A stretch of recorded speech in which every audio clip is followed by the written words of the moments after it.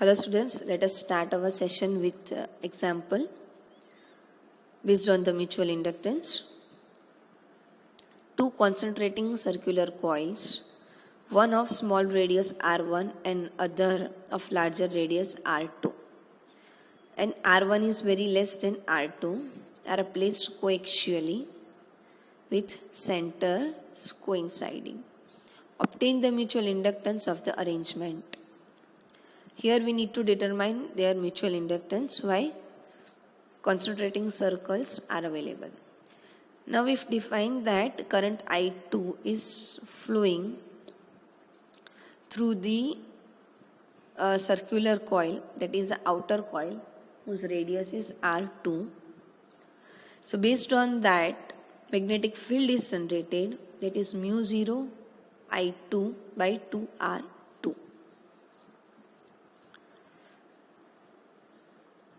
So while they are coaxially placed with a small radius, B2 may be considered constant over its cross-section area. So based on that, my flux is generated over the S1 coil, that phi 1 is pi R1 square B2 because they are a circular coil. So the flux is basically a magnetic field into the area of the coil. So while the circular coils are there, we can replace it with the pi R1 square. So flux is pi R1 square area into the magnetic field of the second circular coil, that is a B2, which we have calculated. So replace B2 from the above equation. So we have mu 0 pi R1 square I2 upon 2R2. So phi 1 should be M12 I2. So M12 is we have mu 0 IR1 square upon 2R2. Likewise, if I1 current is flowing through the coil C1 and flux supposed to generate in second circular coil C2. So magnetic field in C1 should be mu 0 I1 by 2 R1.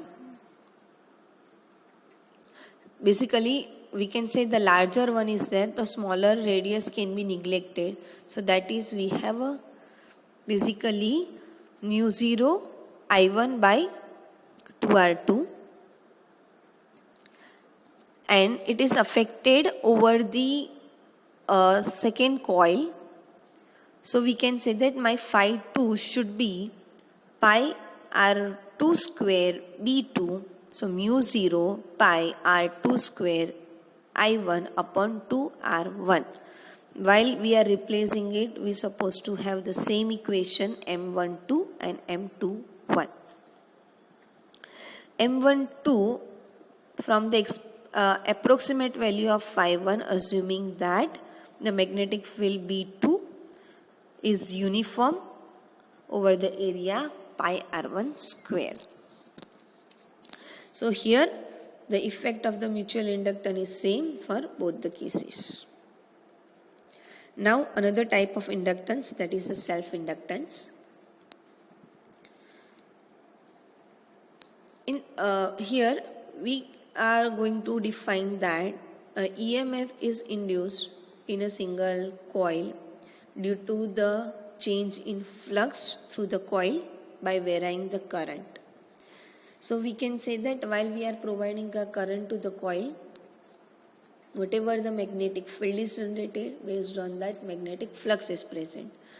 In number of turns are there, so my magnetic flux variation within the coil can be defined as N phi 1 flux linkage. Based on that, my EMF is produced within the same coil. Current is passing through the coil. In the same coil, whatever the EMF is produced, that relation is known as a self-inductance. So flux linkage is N phi B is proportional to the given current to the same coil.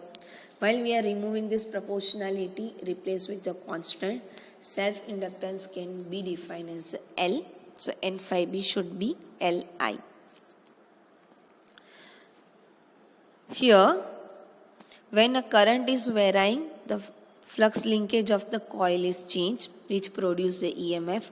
So E is minus, that should be minus d phi by dt instead of the phi. Now we have n phi b flux linkage. So epsilon should be minus d n phi b by dt. So that equation will become, while we replace n phi b with the Li, so it should be minus d Li by dt. L is a constant, so it should be minus L di by dt. So we can say that self-induced EMF is always oppose the change of the current. Negative sign defines that generated EMF oppose the change in the current. It is possible to calculate the self-inductance of the circuit with simple geometrics. Let us calculate the self-inductance of a long solenoid having a cross-section area A and the length L with a number of turns N. Magnetic field is generated in a coil due to the current I flowing through it. So magnetic field is, we have mu 0 N I. So total flux N phi B should be NL into mu 0 Ni magnetic field within the area A. So it should be mu 0 N square ALI.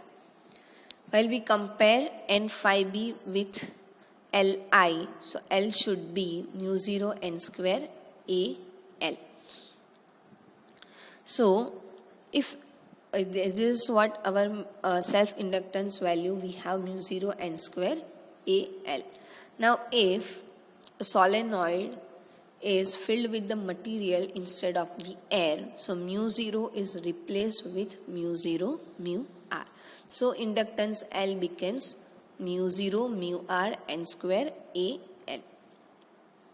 So we can say that self-inductance of a coil depends on its geometry and permeability of the material. It means property of the material.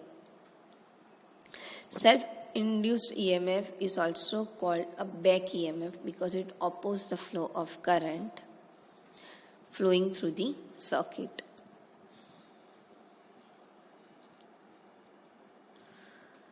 Self-inductance gives you the inertia within a coil. It is an electromagnetic analogy of a mass in mechanics. While we compare it with the physical components, then self-inductance coil can compare with the inertia. So work needs to be done against the EMF which generates a current. Work done is stored in terms of magnetic potential energy. So rate of change of work done, dW by dt, is nothing but EMF into current, epsilon into I. And epsilon is L di by dt. So that is Li di by dt. To get a total amount of the work, let us integrate both the sides. So that is dW is integrated to get a W total work done with Li di. So total work done or the energy required to build a current is 1/2 Li square. This thing we can compare with the kinetic energy 1/2 mv square. M is the mass, can be compared with the L. So here we can say that L is the electrical inertia which opposes the flow of current. And based on that, current can reduce. So if two coils are available and we are giving current to it, so within a same coil, two inductance can be generated. One is a self-inductance and another one is a mutual inductance. So if we are focusing flux linkage within a solenoid S1 is N1 phi 1.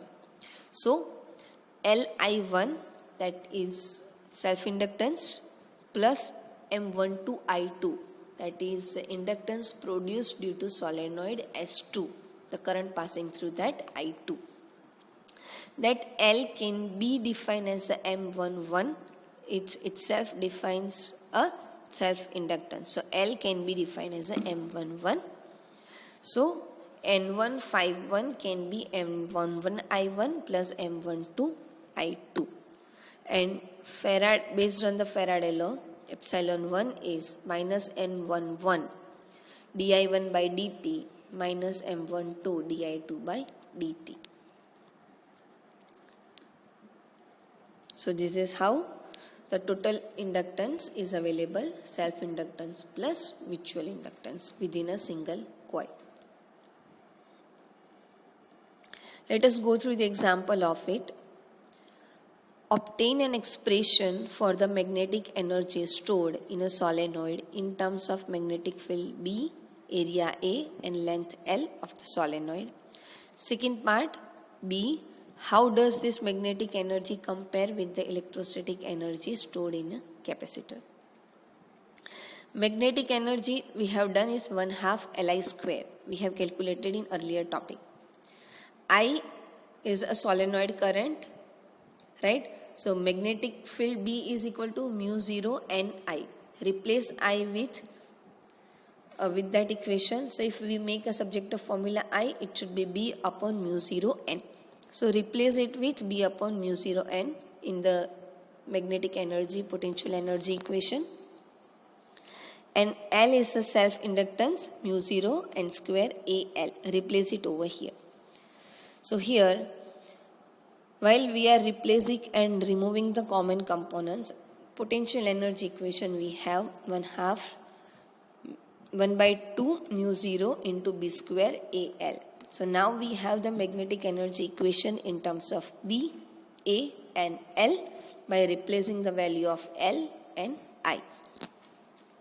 Now second part is there. We need to compare the magnetic energy with the electrostatic energy of the capacitor. So magnetic energy per unit volume, that we have UB by V. Volume of the solenoid is area into length. So A into L. So UB by AL.